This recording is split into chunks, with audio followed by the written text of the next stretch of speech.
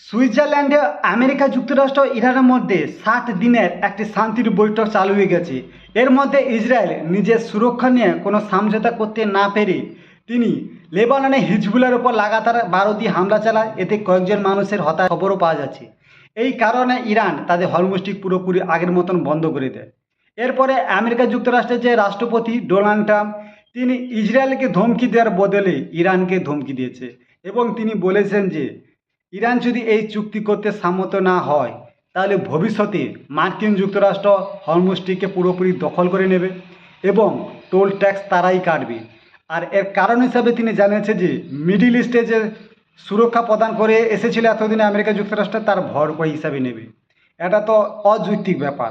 অন্যদিকে মার্কিন যুক্তরাষ্ট্রের যে রাষ্ট্রপতি ট্রাম্প, তিনি জানায় যে ইরান যদি তাদের যে ফক্সি গোষ্ঠী লেবাননে রয়েছে তাদের যদি অস্ত্র, খাদ্য বলুন, অর্থনৈতিকভাবে যদি সরবরাহ করে থাকে এবং তাদের যদি অস্ত্র মানে যে সেনাকে যদি ঘূর্ণের পর যদি না ঠেকায়, তাহলে আমেরিকা যুক্তরাষ্ট্র এর আগে যেভাবে আক্রমণ করেছিল তার থেকে আরও অতি ভয়াবহ আক্রমণ ইরানের উপর করতে চলেছে তারা।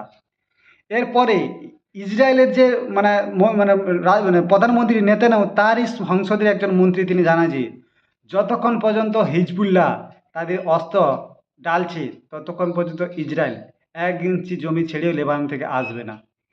এরপরে মানে আমেরিকা যুক্তরাষ্ট্রের যে উপরাষ্ট্রপতি জেডি ভ্যান্স জানিয়েছেন যে আমেরিকা যুক্তরাষ্ট্র ভবিষ্যতে মানে হরমুজটিকে পুরোপুরি টোল মুক্ত করে দেবে এবং ইরানকে পরমাণু অস্ত্র তৈরি করা থেকে 100 সাল পিছনে ফেলে দেবে।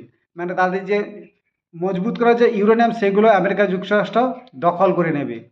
আর আমেরিকা যুক্তরাষ্ট্রের যে গোয়েন্দা সংস্থা সিআইএ, তারা জানিয়েছে যে যদি এই চুক্তিটি যদি স্বাক্ষর হয়ে যায় তাহলে ইরান খুব দ্রুত পরমাণু অস্ত্র তৈরি করে নেবে। কারণ এই চুক্তিতে মানে পরমাণু তৈরি করার যে প্রধান উপাদান ইউরেনিয়াম, তা ইরানের কাছে থেকে যাচ্ছে। তারা গোপনে এই অস্ত্র তৈরি করে নেবে। এবং অন্যদিকে যে মার্কিন প্রেসিডেন্ট ট্রাম্পের যে বিরোধী দলের এক মন্ত্রী, তিনি জানেন যে এই চুক্তিটি ট্রাম্প আমেরিকা ও ইসরায়েলের কাছে বিপদ ডেকে নিয়ে আসছে। কারণ আমেরিকা যদি এই চুক্তি করে নেয় তাহলে রাষ্ট্রপতি কারণে ইরান তাদের পরমাণু কর্মসূচি সম্পূর্ণ করতে সফল হয়ে যাবে। অন্যদিকে ইসরায়েল জানিয়েছে যে যদি আমেরিকা যুক্তরাষ্ট্র যদি এই চুক্তিটি স্বাক্ষরও করে নেয়, তাদের আভ্যন্তরীণ সুরক্ষা ও জনগণের সুরক্ষার জন্য তারা লেবানন সহ ইসরায়েলের বিরুদ্ধে যুদ্ধ ঘোষণা করবে।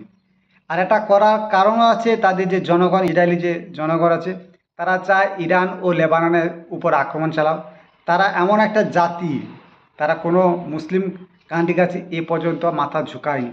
আর ইরানই এমন একটা দেশ যে ইসরায়েলকে বাধ্য করেছে যুদ্ধ থেকে পিছু হটতে, আর যুদ্ধ কূটনৈতিকভাবে চাপে ফেলে দিয়েছে এবং এতগুলো মিসাইল যে ইরান মেরেছিল তার ভূমিতে পড়েছে ইরানের এই টেকনোলজির কারণে। যার কারণে ইসরায়েলবাসী খুবই ক্ষুব্ধ, বিশেষ করে হিজবুল্লাহ গোষ্ঠীর উপর। তারা এমন একটা পক্সি গোষ্ঠী, তারা যে কোনো মুহূর্তে যে কোনো জায়গা থেকে ইরানের উপর হামলা করে চারিদিক থেকে। এই জন্য তাদের জনগণ খুবই ক্ষিপ্ত, যার জন্য তারা চায় এই হিজবুল্লাহ গোষ্ঠী পুরোপুরি নিচ্ছিন্ন হয়ে যাক এবং ইরান পরমাণু অস্ত্র থেকে অনেক দূরে চলে যাক। তো দেখার বিষয় কী হয়। আর আরেকটা আমেরিকান খবর থেকে জানানো যাচ্ছে যে মানে তাদের যে ইরানের যে সুপ্রিম লিডার আয়াতুল্লাহ খামিনি, তাকে নাকি এখন দেখা যাচ্ছে না। আমেরিকা ট্রাম্প তার সঙ্গে এই বৈঠক সরাসরি করতে চাইছে, কিন্তু ইরানের পক্ষ থেকে জানানো হয়েছে আয়াতুল্লাহ খামিনির নেতৃত্বে তারই নির্দেশনায় এইসব কর্মসূচি হচ্ছে এবং সিদ্ধান্ত নেওয়া হচ্ছে। তা আমার মতে জানি না আয়াতুল্লাহ খামিনি কেমন আছেন। আর আপনারা কি বিশ্বাস করেন আয়াতুল্লাহ খামিনি এখনও জীবিত আছে? কারণ ইসরায়েল কয়েকদিন আগে যুদ্ধের হামলা চালিয়েছিল ইরানের উপর। তবে বিশেষজ্ঞরা মনে করছে হয়তো মারা যেতে পারে আর নাও যেতে পারে। আর আপনার মতামত অবশ্যই জানাবেন। ভিডিও ভালো লাগলে সাবস্ক্রাইব করবেন।